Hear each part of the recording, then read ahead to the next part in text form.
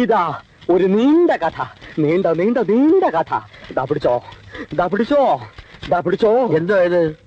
ഒരു നീണ്ട കഥ. മണ്ണിൽ വിരിഞ്ഞ പൂക്കൾ വാടിയപ്പോൾ by OP Olassa Olassa PO. തിരിച്ചിട്ടാൽ മറിച്ചിട്ടാൽ ഒളശ. ഇത് വായിച്ചാൽ പെണ്ണുങ്ങൾ കരയും, ആണുങ്ങൾക്ക് കലി വരും, കുട്ടികൾ ചിരിക്കും, സിനിമാക്കാർ വായിക്കും, കാശി തന്ന് വാങ്ങിക്കും. എന്തോ ഇതിന്റെ കഥ?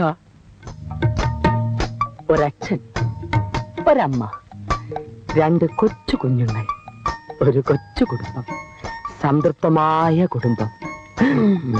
രാത്രി 12 മണി, നിശ്ചലമായ നിശ, എങ്ങും കനത്ത നിശബ്ദത.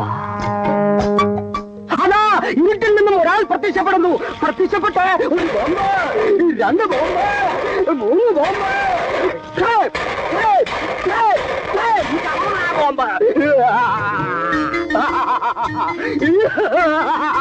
നിർത്തറയുമ്പോക്കി തോന്നി ദിവസം കാണിക്കാൻ എന്റെ പറവ് ചന്ദ്രൻ വിചാരിച്ചോ? അയ്യോ, സാറിനെ ഒന്ന് ഇംപ്രസ് ചെയ്യാൻ വേണ്ടിയായിരുന്നു. കുട്ടികൾ 2 ഓടി, അച്ഛനും അമ്മയും മരിച്ചു. ഓട്ടത്തിനിടയിൽ അവർ വേർപിരിയുന്നു. സെന്റിമെന്റ്. ഓട്ടത്തിനിടയിൽ അവർ പാട്ടിൽ വലുതാവുന്നു. വില്ലനെ കണ്ടുമുട്ടുന്നു, പ്രതികാരം തീർക്കുന്നു. ചേട്ടനും അനിയനും ഒന്നിക്കുന്നു. ഒരാളുടെ കാമുകിക്ക് വേണമെങ്കിൽ ക്യാൻസറോ സ്വൽപ്പ കിഡ്നി ട്രബിളോ ആകാം. അതിനൊരു സൈഡ് ട്രാക്ക് വേറെ ചേർത്തിട്ടുണ്ട്. തീർന്നോ? വേണമെങ്കിൽ കുറച്ച് ഇലാബറേറ്റ് ആയിട്ട് പറയാം. ഇനി ഒരക്ഷരം മിണ്ടാൻ നിന്റെ വീട്ടിൽ ഞാൻ തീർന്നു. എടുത്തോണ്ട് പോടാ. ഇങ്ങനെയുള്ള ചീപ്പ് കഥകളൊന്നും ഞാൻ പ്രസിദ്ധീകരിക്കില്ലെന്ന് നിനക്ക് അറിഞ്ഞൂടെ? എന്റെ പേരെന്താണെന്ന് അറിയാമോ? അറിയാം. MTE ദാമോദരൻ. മഹാനായ ടൈം എഡിറ്റർ ദാമോദരൻ. മഹാതെണ്ടി എരപ്പാളി ദാമോദരൻ എന്നും പറയും. നിന്റെ തന്ത പറയും. പുള്ളിക്കാരൻ പറയും. നല്ല വിവരമുള്ളവനായിരുന്നാ നാട്ടുകാർ പറയുന്നത്. നാട്ടുകാർ പറഞ്ഞു കേട്ട അറിവല്ലേ നിനക്കുള്ളൂ. നിന്റെ തള്ളയൊന്നും പറഞ്ഞിട്ടില്ലല്ലോ. മനുഷ്യനെ മെനക്കെടുത്താതെ പോടാ. പോകാം. സാർ ഏത് തരത്തിലുള്ള കഥകളാ പബ്ലിഷ് ചെയ്യുക?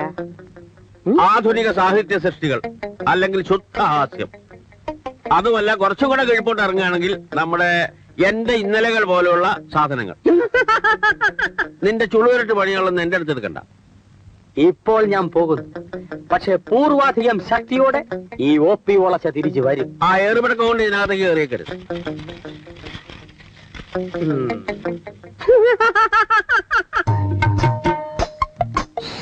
കാറ് പോവോ? പിന്നെ കാണാനാ നിർത്തിയിരിക്കുന്നത്. എന്നാ പോട്ടെ. അതെ, അങ്ങനെ ചുമ്മാ പോട്ടെന്ന് പറഞ്ഞാലൊന്നും പോകത്തില്ല. ആർക്ക് പോണം, എവിടെ പോണം, എന്തിനു പോണം, എത്ര ബഡ്ജറ്റ് ഉണ്ട് എന്നൊക്കെ പറഞ്ഞാൽ സൗകര്യം ഉണ്ടെങ്കിൽ വരും. എന്താ ഇത് തകരം കൊണ്ടാണോ സ്വർണം കൊണ്ടാണോ ഉണ്ടാക്കിയിരിക്കുന്നേ? എന്തുകൊണ്ടുണ്ടാക്കിയാലും താൻ ഇതിനകത്ത് കാണുന്ന ഇവിടെ ആരും നിർബന്ധിച്ചില്ലല്ലോ. ഈ ചക്കടാ വണ്ടിയുടെ വളയം പിടിച്ചപ്പോ നിനക്കൊക്കെ ഈ പോസ് എടുത്തോണ്ട് പോണ. സഞ്ചി നോക്കിയിട്ടൊന്നും നടക്കുന്നത്. നിങ്ങൾക്ക് ഇതിലും ഭേദം വല്ല കല്ല് കുത്താൻ പാപ്പല്ലേ? കാശ് കൊടുത്ത് കടിക്കുന്ന പട്ടി വാങ്ങിക്കുന്ന പോലെയാണല്ലോ നിങ്ങൾക്ക് ശമ്പളം തരുന്നത്. മന്ത്രി സംബന്ധിച്ച ചടങ്ങിൽ മന്ത്രിയുടെ ഫോട്ടോ ഇല്ല. കുറെ തലയും മുലയും കാണിച്ചിരിക്കുന്ന പെമ്പിള്ളേരുടെ ഫോട്ടോ എടുക്കാനാണോ പത്രം കാശ് കൊടുക്കുന്നത്? സാറ് കുറച്ചുകൂടെ സഭ്യമായ രീതിയിൽ സംസാരിച്ച കൊള്ളായിരുന്നു. നിങ്ങളോട് ഇതിനേക്കാൾ കൂടുതൽ സഭ്യമായി സംസാരിക്കാൻ എനിക്ക് സാധിക്കില്ല. ഇന്ത്യ ഒട്ടുക്കും മിഡിൽ ഈസ്റ്റിലും സർക്കുലേഷനുള്ള ഒരു പത്രത്തിന്റെയും മാസികയുടെയും കറസ്പോണ്ടൻസ് കം ഫോട്ടോഗ്രാഫേഴ്സ് ആണ് പോലും. കുറച്ച് കോമൺ സെൻസ് ഉപയോഗിച്ചൂടെ? ഒരു കാര്യം ഞാൻ പറഞ്ഞേക്കാം, ഇങ്ങനെയാണ് പോക്കെങ്കിൽ ഞാൻ നിങ്ങളെ ബോംബെക്കോ കൽക്കട്ടയ്ക്കോ ട്രാൻസ്ഫർ ചെയ്യും. അവിടെ ചെന്നാൽ ഞങ്ങൾ നല്ല ഫോട്ടോ എടുക്കുമെന്നാണോ? യാതൊരു പ്രതീക്ഷയില്ല. പക്ഷെ എന്റെ കടമ കാണിക്കുന്നു, അത്രേ ഉള്ളൂ. നിങ്ങളാണ് ഈ എഡീഷൻ നാണക്കേട് വരുത്തി വെച്ചത്. അടുത്ത മാസം നടക്കുന്ന നാഷണൽ ഫോട്ടോഗ്രാഫി മത്സരത്തിൽ ആരെങ്കിലും ഒരാൾ അവാർഡ് വാങ്ങിയില്ലെങ്കിൽ 2 ഞാൻ ടെർമിനേറ്റ് ചെയ്യും. പറഞ്ഞില്ല എന്ന് വേണ്ട. ഹലോ, ചേട്ടൻ ചൂടാവാതെ. ഞാനൊരു ഐഡിയ പറയാം. പത്രം ജനശ്രദ്ധ പിടിച്ചു പറ്റണം. കൊലക്കേസിനായി നമ്മൾ മാറ്റിവെച്ചിരിക്കുന്ന സ്പേസിൽ നിറയ്ക്കാൻ ഒരു വാർത്ത വേണം, അല്ലേ? ഇല്ലാത്ത ഒരാളിന്റെ പേരിൽ ഒരു കഥയുണ്ടാക്കി കാത്തണം ചേട്ടാ. എപ്പോ എവിടെ വെച്ച് സംഭവം നടന്നു എന്ന് പോലീസ് മറ്റു ചോദിച്ചാൽ എന്തോ ചെയ്യും? അജ്ഞാതന്റെ ടെലിഫോൺ വഴി വാർത്ത കിട്ടുകയാണെന്ന് പറയണം. പ്രശ്നം വല്ലതും ഉണ്ടായാൽ 2 എണ്ണത്തിനെ ഞാൻ കുരുതി കൊടുക്കും, പറഞ്ഞേക്കാം. എന്തോന്ന് ചേട്ടാ, ചേട്ടനെ പോലെ ഭീരുക്കളാണ് ഞങ്ങളെന്ന് വിചാരിച്ച. എന്നാ ഒരു സംഭവം അങ്ങോട്ട് കെട്ടി ചമച്ചാട്ടെ. നീ ചമയ്ക്കണ ഞാൻ ചമയ്ക്കണ? നീ ഒന്ന് തുടക്കം വിട്, ബാക്കി ഞാൻ ചമച്ചോളാം. എഴുതണം. 23/6/1985 പ്രത്യേക ലേഖൻ. പട്ടിണിപ്പാറ. ഇവിടെ ഈ പട്ടിണിപ്പാറ? പട്ടിണി ഈ ചമയ്ക്കുന്നില്ല. ഇങ്ങനെ ഞാൻ എന്ത് ചെയ്യുന്നത്?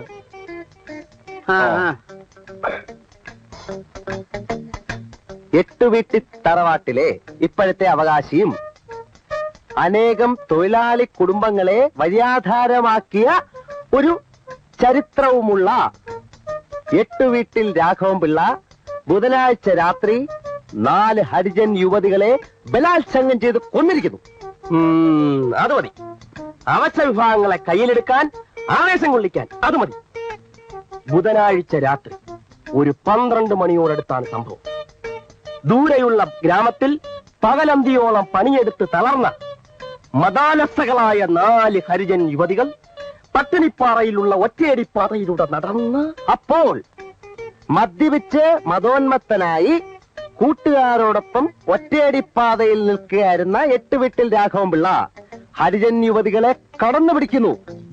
കൂട്ടുകാരുടെ സഹായത്തോടെ വീണ് കിടക്കുന്ന ഒരു തെങ്ങിൽ കെട്ടിയിട്ടാണ് തീയാൻ കാര്യം സാധിച്ചത്.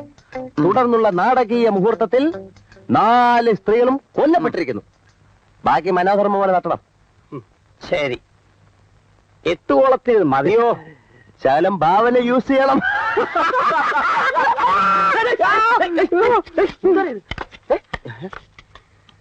എന്തറിയോ പോയില്ലയോ?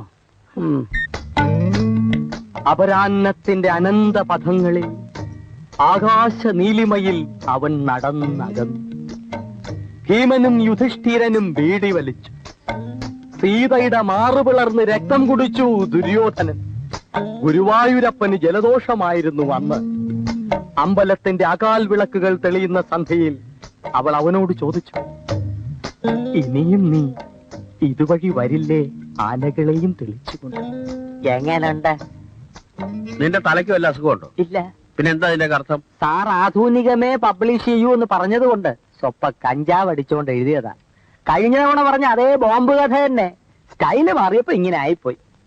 എടാ മരമണ്ടം കഴുതേ, നിനക്ക് പറ്റിയ പണി എന്താണെന്ന് ഞാൻ പറയാം. ഇതല്ലേ എനിക്കറിയാം, പക്ഷെ അവന്മാർക്ക് ഇപ്പൊ യൂണിയൻ ഉണ്ട്. അതുകൊണ്ട് അതേ സ്റ്റാറ്റസ് ഉള്ള വേറൊരു പണി ഞാൻ നോക്കി. ഒന്നുകിൽ ഒരു എഡിറ്റർ ആകുക, ഇല്ലെങ്കിൽ ഒരു സാഹിത്യകാരനാകുക. അതൊന്നുമല്ല ഞാൻ പറയാൻ വന്നത്.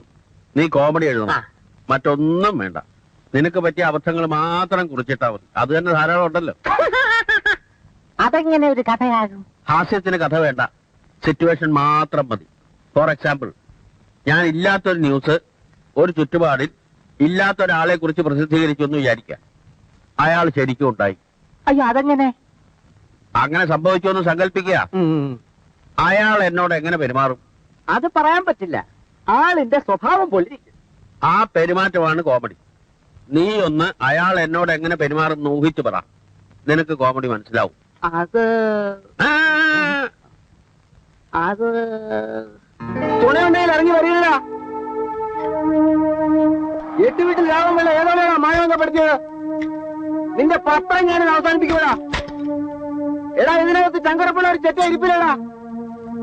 ഉണ്ടെങ്കിൽ ഇറങ്ങി വരില്ല.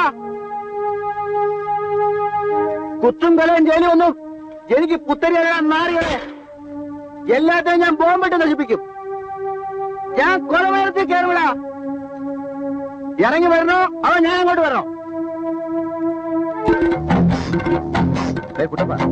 ആരുടെ ഇവിടെ ചാടുന്നു? ഇപ്പൊ ഒരു കുത്തു കേസ് ജയിലിൽ നിന്ന് ഇറങ്ങിയതേ ഉള്ളൂ. പേര് എട്ടുവീട്ടിൽ രാമപിള്ള. എട്ടുവീട്ടില് രാമപിള്ള. മാനവും മര്യാദയ്ക്ക് മനുഷ്യൻ ജീവിക്കാൻ സമ്മതിക്കില്ല. അയ്യോ, തല്ലല്ലേ? ഞാൻ പറയുന്നത് കേക്ക്. ഞാനല്ലേ എഴുതി. ഇനി ആരാ? ഉടുപ്പേന്ന് വിടെ. ഉടുപ്പേന്ന് വിടെ. ഞാൻ കാണിച്ചു തരാം. വന്നത്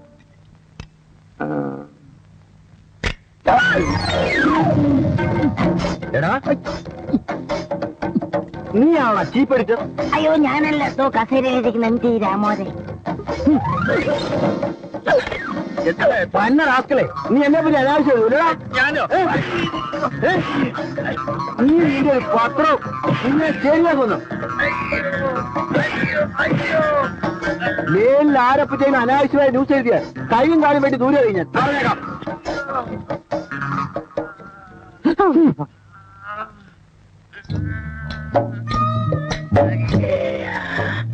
ആകാരത്തിന് വല്ല അംഗഭംഗവും സംഭവിച്ചോ സാർ?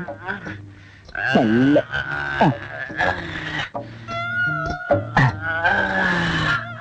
ഇപ്പൊ പിടികിട്ടി എന്താണ് കോമഡി. വിത്തിൻ 2 weeks കഥ റെഡി.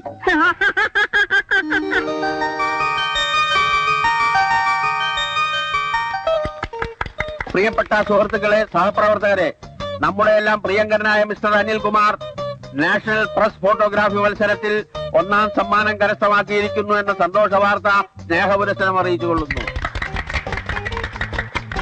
അനിൽകുമാറിന്റെ ഈ വിജയം ടൈം പബ്ലിക്കേഷൻസ് എന്നും അഭിമാന പുരസ്സരം സ്മരിക്കുന്നതാണ്. ഫോട്ടോഗ്രാഫിയുടെ നൂതന സങ്കേതങ്ങളെ കുറിച്ച് ഗവേഷണം നടത്താൻ ടൈം പബ്ലിക്കേഷൻ സ്വന്തം ചെലവിൽ അനിൽകുമാറിനെ ബോംബെക്ക് അയക്കാൻ തീരുമാനിച്ചിരിക്കുന്നു. അങ്ങനെ അനിലിനെ ബോംബെക്ക് അയക്കുകയാണെങ്കിൽ എന്നെ അയക്കണം.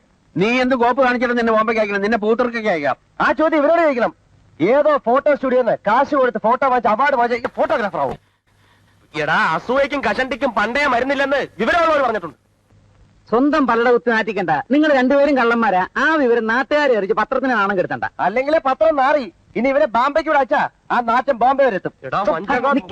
ഫോട്ടോ കട്ടതോ മോഷ്ടിച്ചതോ എന്നുള്ളത് എനിക്കൊരു പ്രശ്നമേ അല്ല. നാണമില്ലാത്തവന്റെ പ്രശ്നത്തിൽ ഒരു ആല് കളിച്ചാൽ അതും അവനൊരു തണലാണെന്ന് ഷേക്സ്പിയർ പറഞ്ഞിട്ടുണ്ട്. അതുകൊണ്ട് അനിൽകുമാറിന് ബോംബെക്ക് അയക്കാനുള്ള എന്റെ തീരുമാനം പാറ പോലെ ഉറച്ചതാണെന്ന് ഞാൻ എല്ലാവരെയും അറിയിച്ചുകൊള്ളുന്നു. കയ്യടി.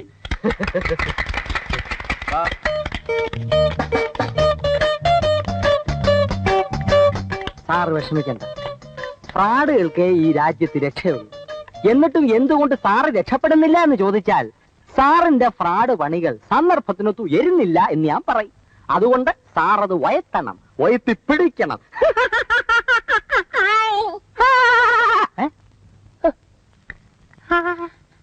സാറേ, സത്യം, ധർമ്മം, നീതി, ന്യായം ഇതൊക്കെ ദൈവങ്ങൾക്ക് മാത്രമുള്ളതാ. അതുകൊണ്ട് നടന്നാൽ ഇക്കാലത്ത് വയറ് വഴയ്ക്കാൻ പറ്റില്ല.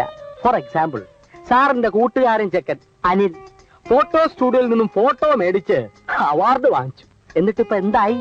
എല്ലാരും കൂടെ ഹാരവും മാലയും ഒക്കെ ഇടിയിച്ച് ബോംബെക്ക് കെട്ടി എഴുന്നള്ളിക്കാൻ പോണൂന്ന്. സത്യം പറഞ്ഞാൽ നിങ്ങൾ രണ്ടുപേരും മണ്ടന്മാരാ. പക്ഷെ ഇപ്പൊ ഇന്ത്യയിൽ അവനൊരു വിലയുണ്ട്. എങ്ങനെ? ഫ്രാഡ് വില കാണിച്ചിട്ട്. ഇനി തിരിച്ചു വരുമ്പോ അവന്റെ പോസ് നിങ്ങൾക്ക് സഹിക്കാൻ പറ്റുമോ? എന്റെ അടുത്ത് പോസ് കാണിച്ചാണ്ടല്ലോ തിരിച്ചാ മൂഞ്ചി ഇരിച്ചു വിടും. നടക്കാത്ത കാര്യം കളാ. നടക്കുന്ന കാര്യം ആലോചിക്കും. അവന്റെയും ഒരുപടി മേലെ സ്റ്റാറ്റസിൽ നിൽക്കാൻ ശ്യാംകുട്ടിക്ക് മോഹമില്ലേ? ചൽമി. അതിനിപ്പോ ഞാൻ എന്ത് ചെയ്യും? വഴിയുണ്ട്. മനോഹരമായ ഒരു വലിയ ഫ്ലാറ്റ്, അതിലാവശ്യത്തിന് കാശും പത്രാസും, പ്രേമിക്കാൻ തരുണീമണികൾ. ഇങ്ങനെ ഒരു ചുറ്റുപാടിനെ പറ്റി ശ്യാംകുട്ടി ആലോചിച്ചിട്ടുണ്ടോ? ആകെ ഒരു പളവളപ്പ്, ഒരു ഗ്ലാമർ. ഇന്ന് പുച്ഛിക്കുന്നവർ നാളെ ലജ്ജിക്കും. ശ്യാംകുട്ടിയുടെ മുമ്പിൽ ലജ്ജിച്ച് തല താഴ്ത്തും. കാര്യമൊക്കെ ശരി തന്നെ, പക്ഷെ ഞാനിതെങ്ങനെ ഒപ്പിക്കും? എങ്ങനെ അനിൽ അവാർഡ് ഒപ്പിച്ചു? അവന്റെ കഴുത്തിൽ എങ്ങനെ ഹാരം വീണോ? അവൻ എങ്ങനെ ബോംബെക്ക് പറക്കാൻ പോണു? ആ മണ്ടൻ മണ്ട ഉപയോഗിച്ചു. ഫ്രാഡ് പണി, ഇന്നസെന്റ് ഫ്രാഡ്, ആർക്കും ഉപദ്രവില്ലാത്ത ഫ്രാഡ് പണി. ഇങ്ങനെ ഒരു ജീവിതം വേണോ വേണ്ടയോ എന്ന് ശ്യാംകുട്ടി ഒന്ന് ആലോചിച്ചു നോക്കൂ. ഒന്നാലോചിച്ച ശരിയാ. Life is a challenge. Meeting എന്നാരാ പറഞ്ഞ? ഞാനല്ല, പക്ഷെ പറഞ്ഞ നാറിക്ക് വിവരമുണ്ട്. കേൾക്കുന്ന നാറികൾക്കും വിവരം ഉണ്ടാവട്ടെ.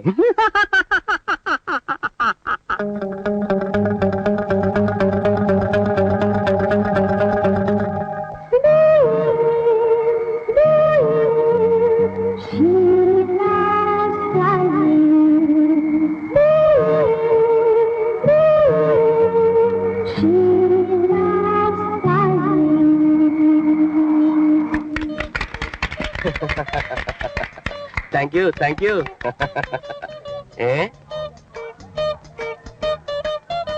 കൈയും വീശി ഇനി പോന്നല്ലയോ? ഒരു ബൊക്ക ഇവിടെ വാങ്ങിച്ചോട്ട് വന്നൂടായിരുന്നോ? ദരിദ്രവാസി, നീ എന്താണ് ബോംബെയിൽ പൂക്കച്ചവടം നടത്താൻ പോന്നോ? ഒരു പടം വാങ്ങിച്ചാൽ അർദ്ധരാത്രി പിടിക്കാൻ. എന്റെ അമ്മോ, അസൂയ അസൂയ. അത് തന്നെയാണ് അസൂയ തന്നെ. ആ കള്ളനാവാൻ കഴിയാത്തതിലുള്ള അസൂയ. Passenger traveling to Bombay, good bye. please report immediately at the security check. Last and final call for Mr. Anil Kumar. Bye bye bye bye. Passenger traveling to Bombay, thank you. please report immediately at the security check. അല്ലയാ, good bye.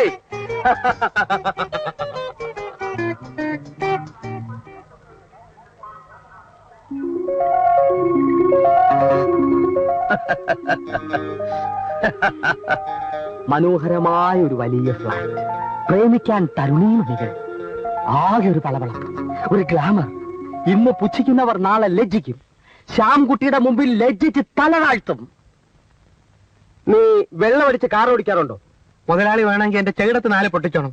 പക്ഷെ ഞാൻ വെള്ളം അടിച്ചത് മാത്രം പറയരുത്. അല്ല, 4 ഞാൻ പൊട്ടിക്കുന്നുണ്ട്. അതിനു മുമ്പ് സത്യം എന്താണെന്നൊന്ന് അറിയണമല്ലോ. കാറിന് കുഴപ്പമൊന്നുമില്ലല്ലോ? ഇല്ല. കീ എവിടെ? ജാക്കിയും സ്റ്റെപ്പിനും ഒക്കെ കാറിലുണ്ടോ? എന്റെ സാറേ, എന്റെ ജീവനേക്കാളും വലുതാണോ ജാക്കിയും സ്റ്റെപ്പിനെയും ഒക്കെ? മനസ്സിലായില്ല. സാർ കേൾക്കണം. ഞാൻ ഇങ്ങനെ ശബരിമല ഇറക്കം ഇറങ്ങി വരുന്നു. താഴെ വലിയ കൊക്കോ. ഞാനൊരു വളവ് തിരിയുന്നു. പെട്ടെന്ന് കുറേ നിൽക്കുന്നു. ആരാ? 3 ഒറ്റയാൻ. ഞാനൊരു ചവിട്ട് വെച്ചു കൊടുത്തു. എന്റെ സാറേ, വായുണ്ടെങ്കിൽ കാർ പോലും നിലവിളിച്ചേന്. ഞാൻ മിണ്ടിയോ? മിണ്ടിയില്ല. ഞാനൊരു 10 മിനിറ്റ് ലൈറ്റ് അണച്ച് കാറിലിരുന്നു. ആനകൾ അനങ്ങിയോ? അനങ്ങിയില്ല. നിവർത്തിയില്ലാതെ ഞാൻ ജാക്കി എടുത്തെറിഞ്ഞു. പോയി. ആനയോ? അല്ല, ജാക്കി. രണ്ടാമത് ഞാൻ സ്റ്റെപ്പിനെ എടുത്ത് ഉരുട്ടി വിട്ടു. പോയി. സ്റ്റെപ്പിന്? കറക്റ്റ്. ഇപ്പൊ സാറിന് കാര്യങ്ങൾ മനസ്സിലായി വരുന്നുണ്ടല്ലോ. ആനകൾ അനങ്ങിയില്ല. പിന്നെ എന്റെ സാറെ, എനിക്ക് ഒരുമാതിരി ചൊറിഞ്ഞു പറഞ്ഞു വന്നു. ഞാൻ വീൽ കപ്പും ലാമ്പും ബമ്പർ എല്ലായിടത്തും ചണ ഗുണ വലിച്ചെറിഞ്ഞു. അവസാനം എന്റെ നല്ല കാലത്തിന് കാശിരുന്ന ബാഗ് കൈ കിട്ടി. 10,500 രൂപ ഉണ്ടായിരുന്നുള്ളൂ. അത് ഞാനെടുത്ത് എറിഞ്ഞു കൊടുത്തു. അപ്പോ ബമ്പറും ടെയിൽ ലാമ്പും കാശും കൂടെ പോയി അല്ലേ? പോയെങ്കിൽ എന്ത് സാറേ, ആനകൾ പോയി കിട്ടിയില്ലേ? ഞാൻ എന്റെ ഉള്ള ഉയരം കൊണ്ട് മല ഇറങ്ങി പോകുന്നു. ഇപ്പോഴും എന്റെ കൈ വരയ്ക്കുന്നുണ്ടല്ലേ സാർ? എന്നിട്ട് ഇപ്പൊ കാർ എവിടെ? കാറ് അങ്ങ് ശബരിമലയല്ലേ? ശബരിമലയിൽ എവിടെ? അങ്ങ് ഇറക്കത്തിൽ. അവിടെ എല്ലാം ഇറക്കമാണല്ലോ. അങ്ങോട്ട് പോകുമ്പോ കയറ്റല്ലേ സാർ? കാർ എവിടെ കിടക്കുന്ന ചോദിച്ചത്? ഇങ്ങോട്ട് വരുമ്പോ ഇടവശത്തുള്ള കള്ള് ഷാപ്പിന് മുമ്പ് കിടപ്പുണ്ട്. അത് ശരി. അപ്പൊ ആനയല്ല, ഷാപ്പായതെല്ലാം കൊണ്ടുപോയത്. അപ്പോ സാറിന് എന്നെ വിശ്വാസമില്ലേ? അയ്യോ ഇല്ല. ഇത്രയും നാൾ സാറിന്റെ അടുത്ത് ഞാൻ വിശ്വാസത്തോടെ പണിയെടുത്തു. ഇനി ചീത്തപ്പേരെയൊക്കെ ഞാൻ തയ്യാറല്ല. സ്വരം എന്തായിരിക്കും നമുക്ക് പിരിയാം. അവിടെ നിൽക്കാൻ. ഇല്ല, നമ്മളൊന്നും ശരിയാകത്തില്ല. ശരിയാകത്തില്ല. അവിടെ നിൽക്കാനോ? ഇല്ല, നമ്മൾ ശരിയാകും. ഈ ജമ്മ ശരിയാകത്തില്ല. ഇല്ലേ ഇല്ല. എടാ റാസ്കൽ, നിന്നെ ഞാൻ കേസ് കൊടുത്ത് അകത്താക്കിയില്ലെങ്കിൽ എന്റെ പേര് ശ്രീകണ്ഠനായിരുന്നല്ല. ഹലോ, അഡ്വക്കേറ്റ് രാമകൃഷ്ണൻ അല്ലേ? എനിക്ക് തന്നെ അത്യാവശ്യമായിട്ടൊന്ന് കാണണം. ആ, ഓക്കെ. അങ്കിൾ എന്താ ആകെ ചൂടായി നിൽക്കുന്നത്? എങ്ങനെ ചൂടാകാതിരിക്കും? ഓരോരുത്തരെ വിശ്വസിച്ച് ജോലിക്ക് നിർത്തും. അവനൊക്കെ പിന്നെ കുടുംബം കുളം തോണ്ടിയിട്ടേ ഇറങ്ങിപ്പോവും. ആ, പിന്നെ ശ്യാം വന്നിട്ടുണ്ടോ? ഇല്ല. അതെന്താ? ഒരുപാട് ജോലിയുണ്ട്, ബിസിയാ. പിന്നീട് വരാന്ന് പറഞ്ഞു. നിന്നെ അവനെയും കൂടി ഇരുത്തി കല്യാണം ഫിക്സ് ചെയ്തിട്ട് ഉടനെ വിവരം അറിയിക്കണമെന്ന് നിന്റെ അച്ഛൻ പറഞ്ഞിരിക്കുക. പറഞ്ഞിട്ടിപ്പോ 1 മാസം കഴിഞ്ഞു. എന്ത് ചെയ്യാനാ? ഞാൻ വിളിച്ചാ വരണ്ടേ? ചേടാ, ഞാൻ അവനെ ഒന്ന് കണ്ടിട്ടുമില്ല. അല്ലെങ്കിൽ എവിടെ ഉണ്ടെങ്കിലും തപ്പിപ്പിടിച്ച് രണ്ടിലൊന്ന് തീരുമാനിച്ചേനെ. ആ, തീരെ നിവർത്തിയില്ലാതെ വന്നാൽ മേജർ ശ്രീകണ്ഠൻ നായരുടെ തനി സ്വരൂപം കാണിക്കും. ഒന്നുമില്ലെങ്കിലും നിന്റെ ലോക്കൽ ഗാർഡിയൻ ആണെന്നുള്ള സ്വാതന്ത്ര്യമെങ്കിലും എനിക്കുണ്ടല്ലോ. അയ്യോ, അങ്കിൾ പട്ടാളം മുറിയൊന്നും എടുക്കണ്ട. പുള്ളിക്കാരനെ ഞാൻ പിടിച്ചോണ്ട് വരാം. ഒന്നുമില്ലെങ്കിലും എന്റെ മുറച്ചെറുക്കനല്ലേ? മുറച്ചെറുക്കനോടുള്ള ഒരു എടാ, ഈ എയർ ഹോസ്റ്റസ് എന്ന് വെച്ചാലേ അവര് വളരെ ഫോർവേഡാ. ജീവിതത്തിൽ പകുതി സമയം ആകാശത്ത് കഴിയുന്നവർക്ക് ഭൂമിയിൽ തങ്ങളെ സ്നേഹിക്കാൻ ഒരാളുണ്ട് എന്ന് തോന്നിയ വലിയ ആശ്വാസം. തത്വം പറയാതെ കാര്യം നടക്കുമെന്ന് പറ. എന്താ നടക്കാത്തത്? എന്റെ ഒരു സുഹൃത്ത്, പണ്ട് ഞാൻ അവനെ 3 എയറോസ്മാരെ പരിചയപ്പെടുത്തി കൊടുത്തു. ആ 3 പേരെയും അവൻ കല്യാണം കഴിച്ചു. അവസാനം അവൻ മരിച്ചപ്പോ ചിതയുടെ അരികി 3 പേരും വന്നു. അപ്പോഴാ അവര് പരസ്പരം അറിയുന്നത് ആ 3 പേരും അവന്റെ ഭാര്യമാരായിരുന്നു എന്ന്. ആ ചരിത്രം ഒന്ന് ആവർത്തിച്ചാലോ? അപ്പൊ ഉറപ്പാണോ? അത് 3 വരെ 4. ചേട്ടൻ ഒന്നുകൂടെ പടി. ഏടാ, എന്നെ പൂസാക്കിയിട്ട് ഓസിനി ചരക്കുകളെ നീ പരിചയപ്പെടാന്ന് വിചാരിച്ചിട്ടുണ്ടെങ്കിലേ അതൊക്കെ മനസ്സിൽ വെച്ചാ മതി. ഇപ്പൊ എന്തോ വേണം? തൽക്കാലം ഒരു 200 രൂപ. എത്ര? 200.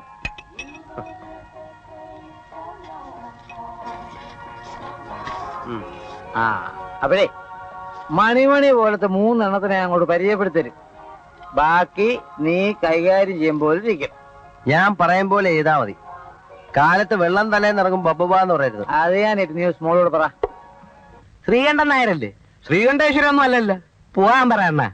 എന്താ പിരിച്ചുവിട്ട കാര്യം? അസൂയ അണ്ണ, അസൂയ. ഞാൻ ഒരു നായരായി പോയില്ലേ. ഒരു നായർക്ക് വേറൊരു നായർ നന്നാവുന്ന കണ്ടാ സഹിക്കുവോ? അത്രയൊക്കെ ഉള്ള എന്നാ കാര്യം അസൂയ കൂട്ടങ്ങൾ. കുട്ടപ്പന് മോട്ടോർ പണി അറിയാവുന്നിടത്തോളം കാലം യവനൊന്നും കുട്ടപ്പന ഒരു പുല്ലും ചെയ്യൂല. അടുത്ത വീട്ടിൽ അപ്പോയിന്റ്മെന്റ് ആർഡറുമായിട്ട് ആള് വന്നില്ല അണ്ണാ. എവിടുന്ന്? കാർ വർക്ക്ഷോപ്പിൽ നിന്ന്. അപ്പൊ നീ ഇപ്പൊ വർഷാപ്പില? പിന്നെ അതല്ലേ അണ്ണൻ കാറിന്റെ പ്രശ്നം പറഞ്ഞപ്പോ ഞാൻ കയറി ഏറ്റത്. അണ്ണൻ ധൈര്യമായിട്ട് പോണം. അണ്ണന് പെമ്പിള്ളേരെ കയറ്റാൻ ഇഷ്ടം പോലെ കാറ് ഞാൻ കൊണ്ടുവരൂല്ലേ. പിന്നെ ചിക്കില് കറക്റ്റ് ആയിട്ട് ഇങ്ങ് പോരണം. രൊക്കം ഏർപ്പാടേ ഉള്ളൂ, കടമില്ല. നീ കാറേറ്റോ? ആ. എന്നാ കാശ് ഞാൻ ഏറ്റു. പിന്നെ ഒരു കാര്യം, ഇതുപോലത്തെ ആക്രി വണ്ടി ഒന്നും കൊണ്ടുവരരുത്. അയ്യോ അണ്ണാ, ബെൻസ്, ടയാട്ട, ഇമ്പാല ഒക്കെ കൊണ്ട് ഇറക്കൂലേ.